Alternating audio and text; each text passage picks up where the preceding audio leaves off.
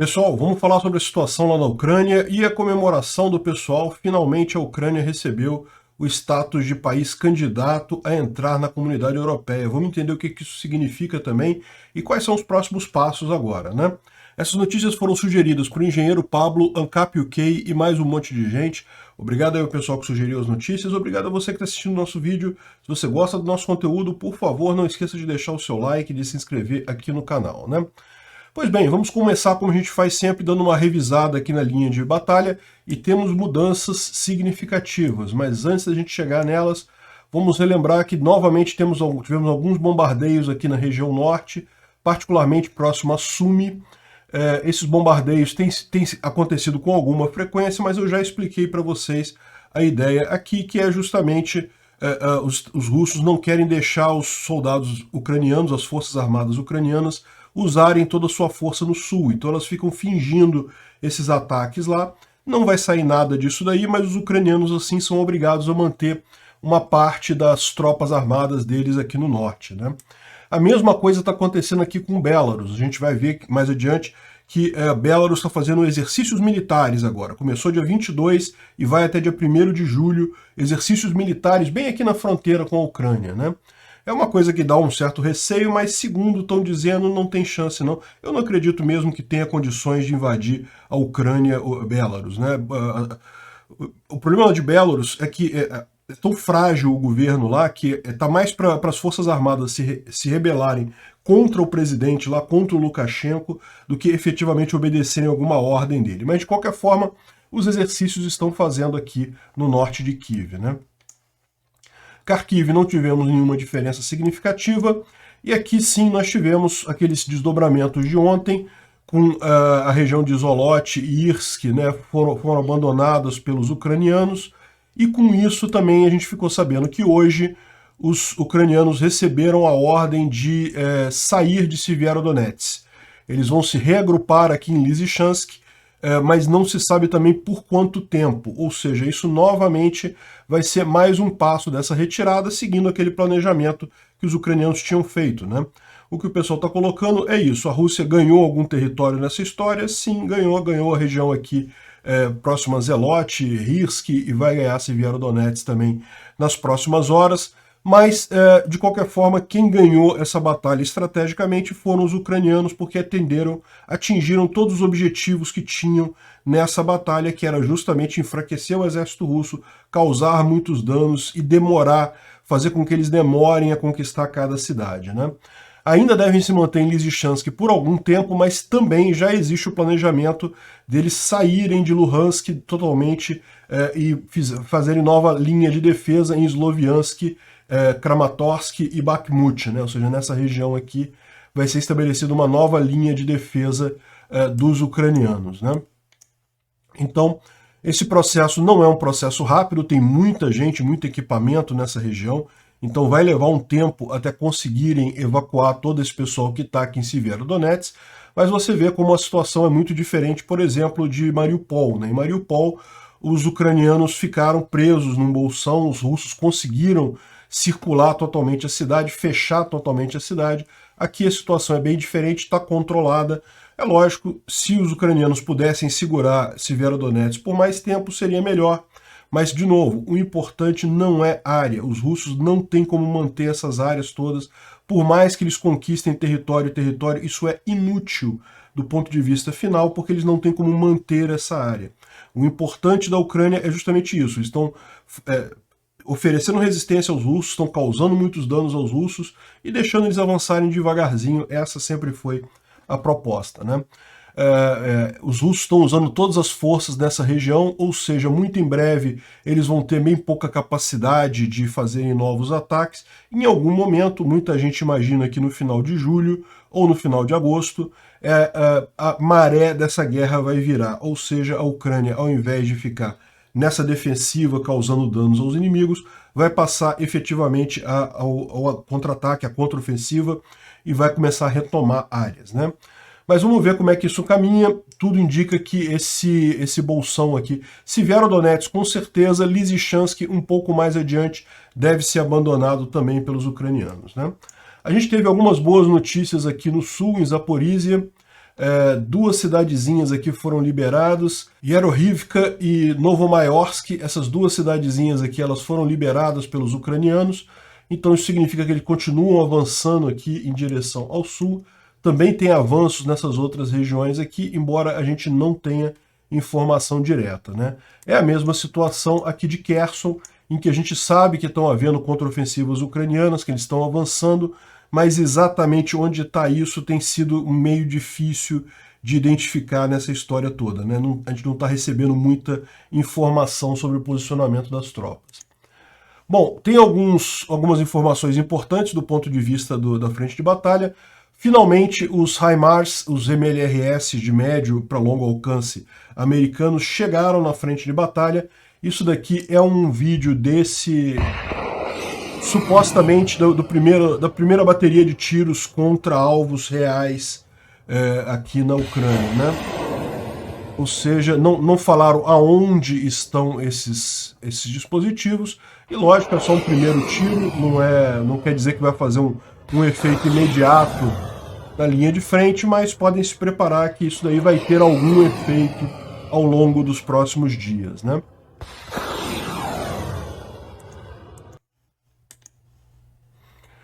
Bom, uma outra coisa curiosa que aconteceu ontem, tem um outro vídeo melhor aqui. Esse vídeo aqui está mostrando, é uma defesa antiaérea russa, tá vendo? Que falhou. Isso não é a primeira vez que acontece, tá? Isso aqui foi em Luhansk. Luhansk é aquela república separatista que está controlada pelos russos. Então, isso aqui é a área russa, é um sistema de defesa antiaéreo russo, que na hora de soltar o foguete teve uma falha e o foguete caiu bem próximo, tá vendo?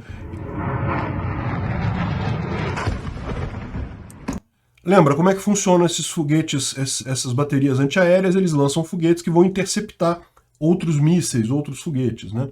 Esse aqui deu problema, caiu muito próximo e caiu com uma quantidade muito grande de combustível, de substância inflamável, de forma que pegou fogo em toda a região ali do entorno. O pessoal está mostrando nas fotos aqui que realmente causou um dano enorme esse problema do foguete russo, né? Bom, outra coisa importante, Dmitry Savlushenko, que era um colaborador russo, ou seja, era um traidor, um ucraniano que se aliou aos russos lá em Kherson, e era uma das pessoas que estava dirigindo a cidade. Dessa vez deu certo, dessa vez colocaram a explosão no carro dele e matou o mané. Eu estou evitando mostrar as fotos aqui para vocês, porque aparece o corpo dele, coisa e tal. Lembra, mais cedo nessa semana a gente falou sobre um outro colaborador, também outro ucraniano que se rendeu aos russos e estava trabalhando com os russos, e ele também sofreu um atentado em Kherson, só que ele não morreu, ficou muito machucado das pernas, está internado no hospital, mas não morreu, né? Esse agora, dessa vez, funcionou. Esse colaborador aqui já era, né? Isso é uma coisa que dá a imagem, como a gente falou, de como que os russos não têm como manter essa terra, esse território todo que eles estão conquistando, estão avançando e coisa e tal, né? Nem estão avançando tanto assim, estão avançando. Se você olhar o quanto que eles avançaram em termos da área geral, aqui é muito pouco. Praticamente nada que eles têm avançado. Mas mesmo essas coisas que eles têm avançado agora, e principalmente o que eles avançaram no início da guerra, nos primeiros dias da guerra, essa área toda eles não têm como manter. A única forma deles manterem essa área seria se eles mantiverem a mobilização militar 100% do tempo ali, e eles não conseguem fazer isso, né? Então, o que provavelmente o Putin vai fazer é chegar a algum momento e tentar negociar um cessar-fogo. E esse cessar-fogo, no final das contas, a Ucrânia não vai aceitar, porque ela não vai aceitar ceder o território dela. Então é isso daí, o Putin não tem como ganhar esse território. No final das contas, por mais que você tenha de fato uma saída da Ucrânia aqui, isso não quer dizer nada. Do ponto de vista estratégico, para a Ucrânia, ela cumpriu todos os objetivos, né? Bom, outra coisa que aconteceu ontem curiosa foi um avião militar russo que caiu próximo a Ryazan, né? Na verdade, essa notícia já é de ontem, né? Então deve ter sido nos dias anteriores, mas segundo o pessoal está lembrando aqui, não é a primeira vez que acontece isso, já é o terceiro caso de uma aeronave militar russa que simplesmente cai na Rússia. Ela tem defeitos, cai e destrói toda a aeronave, né? Tem as imagens aqui bem impressionantes. É uma aeronave grande essa. É um 276, uma aeronave bem grande, militar, e a aeronave se destruiu totalmente. Parece que haviam 9 pessoas a bordo, não se sabe se houve sobreviventes disso daí. Tem mais algumas imagens aqui de outros acidentes, inclusive. Aqui tem um vídeo da operação de resgate, tá vendo? Realmente um pedaço enorme do avião aqui ficou destruído. Isso aí é dentro da Rússia, tá, gente? Isso aí não tem a ver com a Ucrânia, não. Não é ucraniano derrubando o avião russo que caiu por falha mecânica. Mas isso mostra aquilo que a gente vem falando, né? A aviação russa está cada vez num estágio mais complicado em termos de manutenção, em termos de conseguir manter as aeronaves voando, né? Enfim, esse daí acho que tem até uma imagem do acidente. É só a bola de fogo dele caindo lá. Bom, o Instituto para Estudo da Guerra, ele menciona algumas coisas aqui que são interessantes. Primeiro, a questão do exercício que está acontecendo lá em Belarus. Como a gente já falou, isso deve durar até 1º de julho, mas não há risco deles invadirem de fato. Eles não têm condição, o exército da Bielorrússia é muito fraco, é pior do que o da Ucrânia, pior do que o da Rússia. E o que acontece ali? Lukashenko não está tão firme assim no poder quanto ele gostaria, né? Você lembra, em 2020 teve várias manifestações contra Lukashenko, ele chegou a balançar no poder, mas daí os russos interviram, mantiveram ele no poder e coisa e tal, mas mesmo dentro das forças armadas, o cara não tem essa força toda. Se ele virar lá em cima e falar, olha só, vamos invadir a Ucrânia, tá arriscado o pessoal falar, quer saber do negócio? Vamos dar um golpe no Lukashenko e derrubar ele de uma vez, né? Enfim, os caras estão fazendo de fato exercícios, mas isso não carrega nenhum risco, né? Aqui também a outra conclusão que eu também já passei para vocês sobre a Rússia, teve alguns ganhos em Severodonetsk nos últimos dias, mas as forças ucranianas conseguiram obter o objetivo deles, que era diminuir a velocidade e degradar as forças russas, né? Então tudo indica que esse deve ser o caminho mesmo. Em princípio, os ucranianos devem retroceder para Lysychansk e depois mais à frente, né? Bom, como não podia deixar de ser, depois de roubar grãos, roubar aço e não sei o que lá, a Rússia está roubando agora painéis solares ucranianos. A Ucrânia tem uma grande planta de energia solar na região sul, na região de Zaporizhia, perto da cidade de Tokmak. Tokmak fica mais aqui ao sul. Tokmak, essa aqui é a cidade. Então, os russos estão roubando esses painéis solares daqui.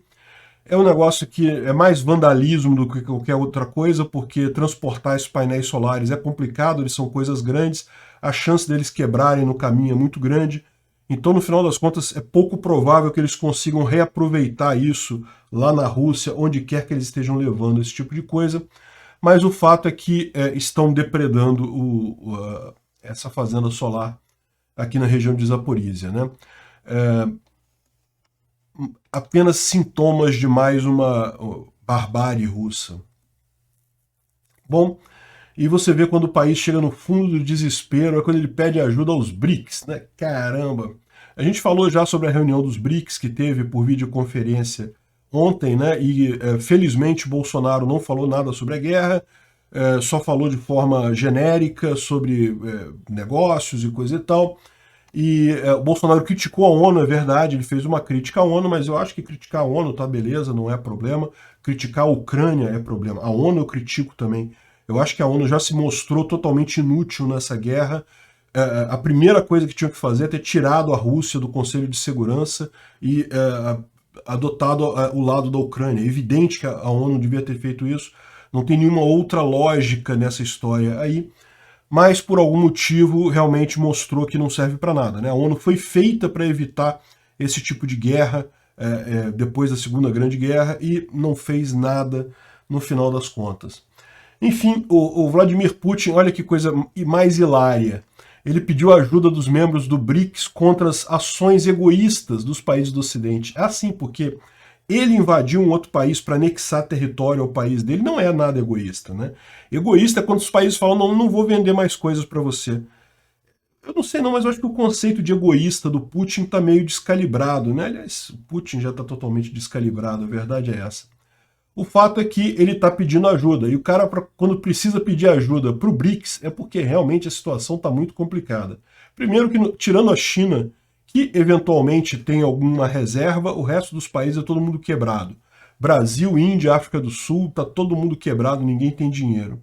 E segundo que ninguém vai ter capacidade de bater de frente com os Estados Unidos, né? Só se for maluco. A China talvez ainda faça isso, mas o resto, meu amigo, se bater de frente com os Estados Unidos, o prejuízo é muito, mas muito maior. Eu não acredito que o Bolsonaro faria isso, acho que ele já se curou do problema dele lá inicial com o Putin.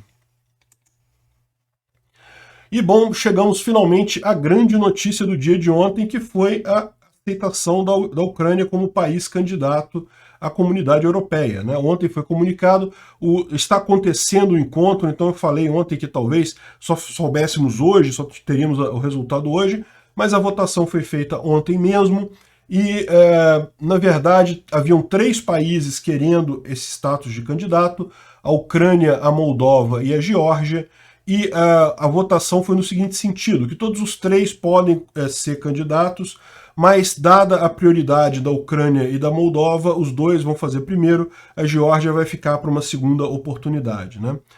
É uma coisa chata, mas enfim, faz parte, né? Vocês sabem que a Geórgia, depois de ter feito uma briga muito similar à Ucrânia e coisa e tal, recentemente elegeu um presidente pró-Rússia, então talvez por isso que a comunidade europeia tenha ficado um tanto reticente com relação à Geórgia, né? A Geórgia, o povo da Geórgia ainda quer entrar para a comunidade europeia, o governo ainda tem esse processo rolando, mas tendo um presidente que é meio pró-Rússia, realmente a coisa fica menos capacitada. Arrisca-se fazer o que aconteceu com a Ucrânia em 2014, né? A Ucrânia ela já estava nesse processo de virar cidade candidata e coisa e tal, quando o presidente na época, lá em 2013, recusou. Falou que não vai querer não, que ia fechar um outro acordo com a Rússia, não ia fechar acordo com a comunidade europeia, e isso foi o que depois deu estopim aos protestos da Praça Maidan e coisa e tal, né? Enfim, a boa notícia dessa vez é que aceitaram a Ucrânia e a Moldova, então ambas já são oficialmente países candidatos à comunidade europeia, já botaram mais um mastro com a bandeira da Ucrânia em frente ao parlamento da comunidade europeia. A votação foi muito folgada mesmo. Eu não vejo os números aqui na thread, mas acho que teve 40, porque a votação é pelos deputados, tá? O plenário da Assembleia, da Comunidade Europeia, que vota essa indicação, e parece que foi 300 e brau a 40, coisa assim, né? Enfim, uma excelente notícia para a Ucrânia, uma notícia muito esperada mesmo. Fizeram até uma brincadeirinha, estava circulando uma brincadeirinha ontem no Twitter de uma parte daquela comédia que o Volodymyr Zelensky fazia antes de se tornar presidente da Ucrânia. Vocês sabem, ele fazia um programa de comédia em que ele fazia o papel de presidente da Ucrânia, e aí neste momento ele está falando com a Angela Merkel, e a Angela Merkel fala que eles vão ser aceitos na comunidade europeia e coisa e tal, e ele todo feliz. Eu achei legal que eles botaram a fonte lá atrás, né? No momento que ela fala com ele, a fonte até... Hello, my congratulations. We decided to take your country to the European Union. Oh, fuck! Oh, I'm sorry. Oh, wow! Muito engraçado. Só que aí no final descobre que foi sem querer, que não é na Ucrânia, é Montenegro. Aí ele, não... Aí a fonte lá atrás também murcha toda e coisa e tal. Enfim, é brincadeira agora do pessoal com o Zelensky, né? Só felicidade lá na Ucrânia, muita gente comemorando. Mas bem, o que isso quer dizer, candidato, status de candidato? Afinal, o que significa isso? E quais são os próximos passos agora? Quando é que a Ucrânia vai virar um país membro da comunidade europeia? E bom, isso é uma pergunta difícil de responder, tá? Porque o processo de você virar mesmo membro envolve uma série de implementações em termos de legislação, de governança, de mudança da forma de funcionar do Estado, de garantias democráticas, enfim, tem uma série de itens que precisam ser colocadas em práticas e isso não é uma coisa fácil. Para você ter uma ideia, a Turquia ganhou o status de candidato em 1999 e ponto final.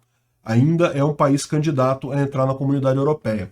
Existem outros países também nessa situação. O próprio Montenegro, outros países ali dos Balcãs e coisa e tal, e todos eles estão nessa situação. Conseguiram o status de candidatos, mas não é fácil chegar disso até você ter a candidatura, ser um membro pleno, né?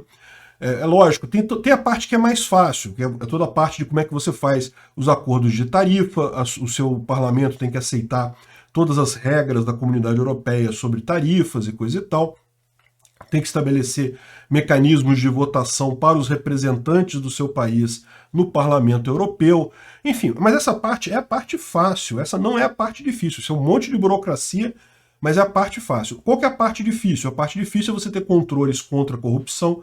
A Ucrânia, por mais que esteja fazendo um esforço claro de melhorar nos últimos anos, ainda é um país que herda muita corrupção da época da Rússia, da época da União Soviética, então ainda tem muito esse problema, e essa thread aqui do Special Kherson Cat, ele fala bem sobre isso.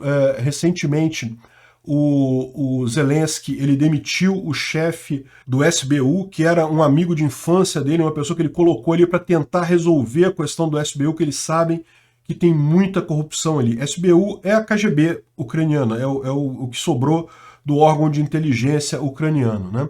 E o Special Kherson Cat é ucraniano, é de Kherson, e daí ele está falando aqui que todo mundo achou muito estranho como que Kherson caiu muito rápido e coisa e tal, e descobriram depois que, na verdade, havia realmente os membros do SBU lá em Kherson haviam se vendido para os russos, né? E daí ele fala como é que para um ucraniano é estranho quando vai no resto da Europa e vê que os estacionamentos do lado das repartições públicas tem carros normais, não tem carros super estratosféricos. Lá na Ucrânia é tudo Porsche, Mercedes. Por quê? Porque os funcionários públicos roubam pra caramba. É igual aqui no Brasil também, você vê um monte de carrão lá em Brasília. É impressionante a quantidade de carro caro que tem naquela cidade, né? Enfim, esse é o desafio da Ucrânia, esse é o principal desafio, conseguir colocar controles para a corrupção diminuir, para ter um controle de fato sobre o Estado. Não vai ser algo fácil, mas é o primeiro passo. Certamente também outro ponto importante é o fim da guerra. Conseguir derrotar os russos é fundamental nessa empreitada. Mas de qualquer forma, o Zelensky já está usando a coisa para fazer propaganda da Ucrânia, falando sobre as marcas ucranianas. Bem interessante a propaganda dele, falando sobre tudo que a Ucrânia produz em termos de tecnologia, em termos de indústria, né, que é um país que realmente tem uma grande vantagem, né? A gente fala sobre a guerra, muita coisa, mas tem uma série de informações, essas motos elétricas, enfim, até alguns o Grammarly é deles, eu não sabia, olha que coisa, né? Enfim, tem realmente bastante coisa aqui em termos de marcas ucranianas, de coisas que a Ucrânia produz, estão aproveitando esse hype todo da comunidade europeia para também tentar fazer mais negócios, né? Então é isso aí, parabéns à Ucrânia pelo status de candidato, era algo que eles queriam muito. Eu tenho certeza que o caminho à frente, as dificuldades não acabaram, ainda tem muitos dias ruins pela frente ainda, até a gente expulsar todos os orcs de volta a Mordor. Mas não tenha dúvida, a Ucrânia vai conseguir e a gente vai livrar o mundo dessa praga. E depois disso, o futuro ucraniano é brilhante. Obrigado por assistir o vídeo até o final. Além de curtir, compartilhar e se inscrever no canal, considere se tornar patrocinador com valores a partir de R$ 1,99. Clique no botão Seja Membro abaixo para saber as condições e vantagens de patrocinar o canal. Mais informações sobre o nosso projeto, visite nossos sites indicados na tela.